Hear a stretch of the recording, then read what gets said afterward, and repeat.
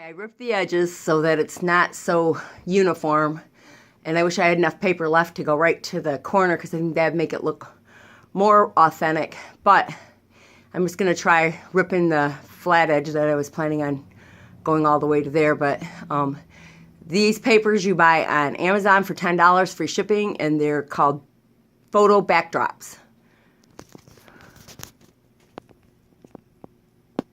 Okay, now I have it, I think, which is good enough for me. Maybe somebody else might not like it, but I like it so much better than looking at the yellow crack where I know that water is going to come through sometime this coming year. And now I'm going to finish it, but I'm super short, and even though I'm on a ladder, I used this really sturdy stick to place the masking tape, and I used masking tape that you use for painters so it wouldn't wreck the ceiling worse than it already is. Okay, now I'm just squirting glue on the back, just regular old Elmer's glue, and then I'm gonna spread it out so that it gets adhered in all the places. And some of the repairs that I've already tried this on, it has actually helped repair, although temporarily probably, but parts of our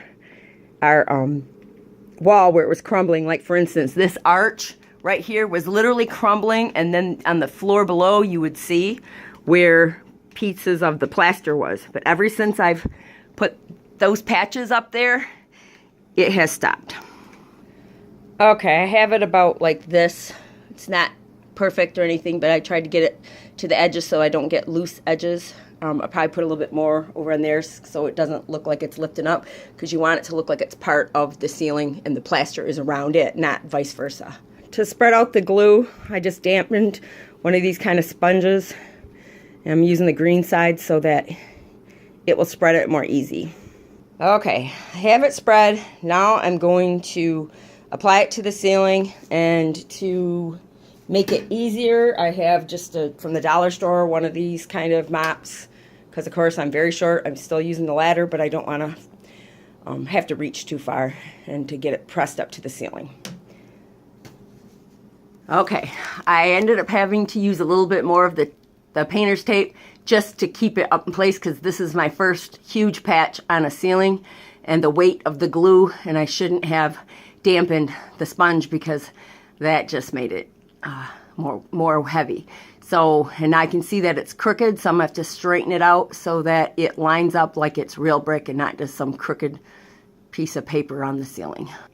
Okay, I got the lines measured up. I used the yardstick to measure from the corner to the grout line of the paper, and it was 13.5 inches on both sides, so at least that part is straightened out. Now I just gotta straighten out this, and then I use the yardstick to smooth the edges so it will start to look like it's behind the plaster instead of coming from the plaster. Okay, I've got it pretty much straightened out, and I'm going to now smooth it with the spongy mop, and just to try to get it up there good and as flat as possible. And after it dries is when it really starts to look real, because it shrinks and then it becomes more part of the ceiling instead of looking like it's just laying on there ready to fall down. And then if I absolutely have to, I can always add a little bit of glue when it's dry, if it does start to pull away from the ceiling. But so far I haven't had to do that. But in that case, it might be safer to have my husband, who is tall, to do that, because I don't know how picky I want to get, and it's not worth a broken neck to do this. But I will show a video when it's dry, and then I move the tape off, and then you can see what you think. Maybe it doesn't look perfect, but it sure does not look as bad as a place in the ceiling that was brown and cracked, and it was my focal point that I couldn't look away from every morning when I got up and every night before I went to bed and throughout the day. So hopefully this will make me forget. It's already made me forget about the big holes on the other parts of the walls. In fact, I kind of like them now, even if the holes weren't there.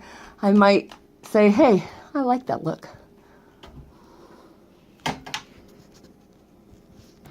I'm also going to use a fan to speed it up since I'm a very impatient person, and that will make the drying time a lot faster, and then I'll be able to see the results, and I'll even see if my husband even notices it when he gets home. That's a lot of times he just sits there for a while and then realizes, wow, you fixed the wall. Well, we'll see.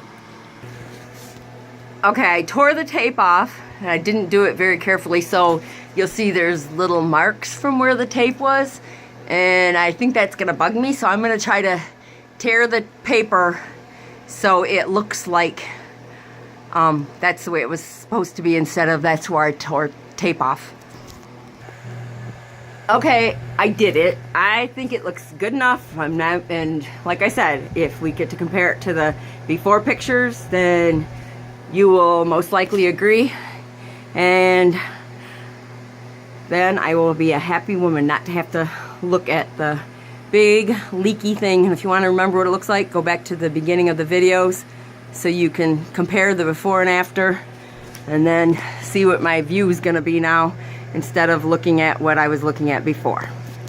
Thanks a lot.